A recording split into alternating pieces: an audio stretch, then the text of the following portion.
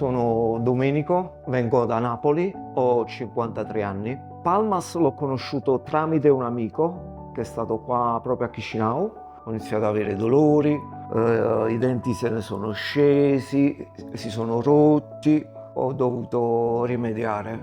Per me la bocca è tutto, perché io purtroppo lavoro su un centro turistico e a me la cosa importante è il contatto con le persone, sorridere, avere la sicurezza con parlare con le persone, l'estetica, poi anche masticare. Per me la bocca è fondamentale, è tutto. Prima che venivo qua e facevo il lavoro che ho fatto con il dottor Palmas, la mia vita era...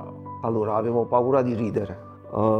Se parlavo avevo l'abitudine di mettere la mano davanti alla bocca. Non era vita, era una sofferenza perché non potevi fare niente, non masticavi bene, non potevi sorridere. Per me non era vita. Poi mo ho finito il lavoro che sono 2 giorni, sono tornato indietro di 10 anni.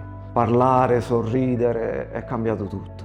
Quello che farò di bello è che sono tornato a vivere, posso parlare con le persone, posso sorridere, ritorna alla mia vita normale, che prima non avevo più, l'avevo persa. Guarda, ti posso dire che torno a casa, mi sono trovato bene con tutti, sono molto umani come ti accolgono. Ti posso dire che torno a casa, sono contentissimo. È andato tutto come avevo previsto. Non deve fare niente, deve venire qua e si deve affidare alle persone, perché è il top, è la perfezione, è tutto perfetto. Non bisogna avere paura di niente.